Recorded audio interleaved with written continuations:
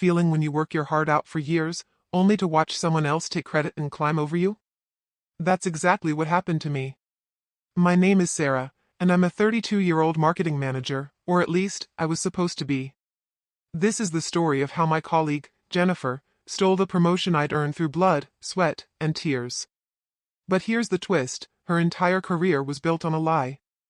And when I discovered the truth, I didn't just get even. I got justice. Grab your coffee, because this story has more twists than a Netflix thriller. Let me take you back 3 years. I joined Tech Vision Solutions as a junior marketing coordinator. It wasn't glamorous. I was basically the person who scheduled meetings, formatted PowerPoints, and made sure the coffee machine was always full. But I had ambition. I had a vision. I spent my nights taking online courses in digital marketing, SEO, and data analytics. While my colleagues were binge-watching shows, I was building my skills. I wanted to be the best, not just average. Within 6 months, I'd redesigned our entire email marketing strategy. Our open rates jumped from 12% to 34%. The CEO, Mr. Richardson, personally congratulated me in a company meeting. That's when Jennifer noticed me. Jennifer had joined the company about a year before me. She was charismatic, confident, and always perfectly dressed. She had an MBA from a prestigious university, or so everyone believed. She seemed untouchable. At first, she was friendly. Too friendly, actually. She'd always ask me about my projects, my strategies, my ideas. I thought she was just being a good mentor. I was so naive. I should have seen the red flags.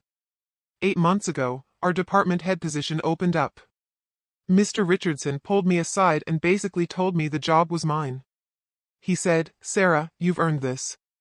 Keep up the excellent work, and we'll make it official after the Q3 presentation." I was over the moon. I started preparing the biggest pitch of my career, a complete rebrand strategy for our flagship product. I spent weeks on this.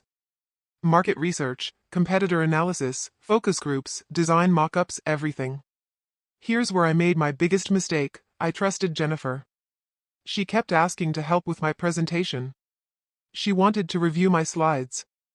She said she had experience with executive presentations and could make sure everything was perfect. Like an idiot, I shared my entire presentation with her on our company drive. The day of the big presentation came. I walked into the conference room confident, ready to blow everyone away. And then Mr. Richardson said, "Actually, Sarah, there's been a change of plans. Jennifer will be presenting today. She's prepared an exciting new strategy for the rebrand." My heart dropped. I watched, frozen, as Jennifer presented MY work. Every slide. Every statistic. Every creative idea. She'd copied it word for word, just changed the formatting slightly and added her name. The executives loved it. They praised her innovative thinking and strategic vision. After the meeting, Jennifer got the promotion. My promotion. I confronted her in the hallway. You know what she said? "Sarah, you're talented, but you're not ready for leadership. You need to be more assertive. Maybe next time." She smiled when she said it. I went home that night and cried. Then I got angry. Then I got strategic. I'm not the type to just accept defeat. Something about Jennifer had always seemed off. Too polished. Too perfect. Like she was playing a role. So I started digging. It started small. I looked up her LinkedIn profile more carefully. She claimed to have an MBA from Columbia Business School, class of 2015. Impressive, right? But then I noticed something weird. Her undergraduate degree was from a small state college in Ohio, but she never mentioned living in New York for her MBA. In fact, all her previous jobs were in Ohio and Michigan. That's strange, right? Why would someone go to Columbia for an MBA and then come back to the Midwest for entry-level positions? I decided to verify. I called Columbia's alumni office, pretending to be organizing a reunion. I gave them Jennifer's full name and graduation year. They had no record of her. My hands were shaking. Could this be real? I dug deeper. I found an online diploma mill that had been shut down by the FBI in 2016. It was called Columbia Executive Business School, intentionally similar to the Real Columbia. They sold fake degrees for $500. I found Jennifer's name in the leaked database of people who'd purchased degrees from this fake school. But I needed more proof. Solid, undeniable evidence. I created a fake email account and reached out to her previous employers, posing as a recruiter doing background verification. 2 of them confirmed she'd lied on her resume about her education. I even found her original job application in our company's old files. I still had access from when I helped HR digitize records. She'd submitted a fake transcript with her application. This wasn't just stealing a promotion. This was fraud. Jennifer had lied her way into the company, and now she was climbing the ladder on lies. Now, I had a choice. I could march into Mr. Richardson's office with my evidence and blow the whistle immediately. But I'm smarter than that. Jennifer had powerful allies. She'd spent years building relationships, taking credit for other people's work. If I went in guns blazing, she could spin it. She could claim I was a bitter employee making false accusations. I needed to be surgical. Precise. Undeniable. So I built a case. A complete, thorough, documented case. First, I compiled every piece of evidence about her fake degree. The call with Columbia's alumni office, which I'd recorded. Screenshots from the FBI database of the diploma mill. Copies of correspondence with her previous employers. Her original job application with the fake transcript. Then I added evidence of her stealing my work. Timestamps showing I created the presentation files days before she presented them. Email trails showing I'd shared the files with her. Testimonies from 3 other colleagues who she'd also stolen ideas from.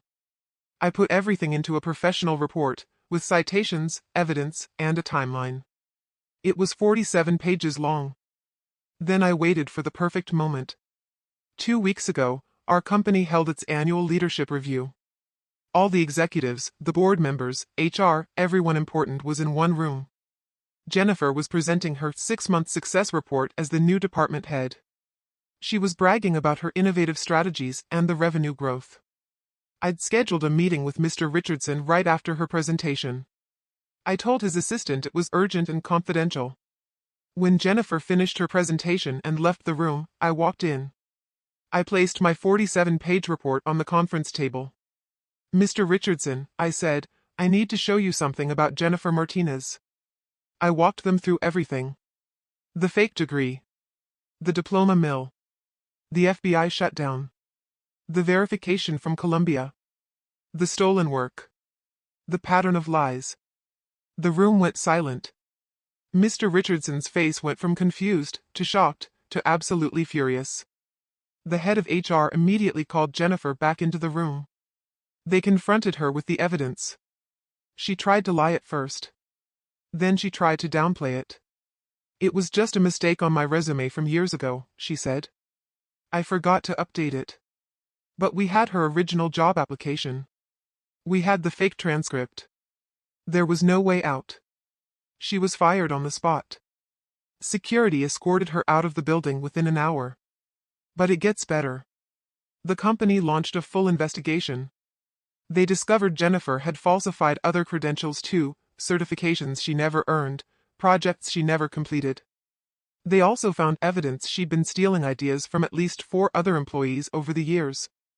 2 days after she was fired, Mr. Richardson called me into his office. He apologized. Not just a casual sorry, but a genuine, heartfelt apology. He admitted the company had failed me, that they should have verified credentials better, that they should have recognized my work. Then he offered me the department head position, the one that should have been mine from the beginning. But here's what really mattered, he also gave me credit for every project Jennifer had claimed as hers. My name was added to the company's records, my performance reviews were updated, and I received the bonuses I should have gotten months ago. Jennifer, on the other hand, is now being sued by the company for fraud. Last I heard, she's working at a call center and facing potential criminal charges. So what's the lesson here? First, never let anyone steal your work. Document everything. Keep records. Protect yourself. Second, the truth always comes out. People who build their careers on lies? they eventually fall. It might take time, but karma is real. And third, sometimes revenge isn't about getting even, it's about getting justice. I didn't destroy Jennifer out of spite. I exposed her because she was a fraud who was hurting not just me, but everyone around her. Today, I'm thriving in my role. I have a team that respects me. And every time I walk past that department head nameplate on my office door, I smile. Because I earned it. If you enjoyed this story, let me know in the comments. Have you ever dealt with a workplace thief? How did you handle it?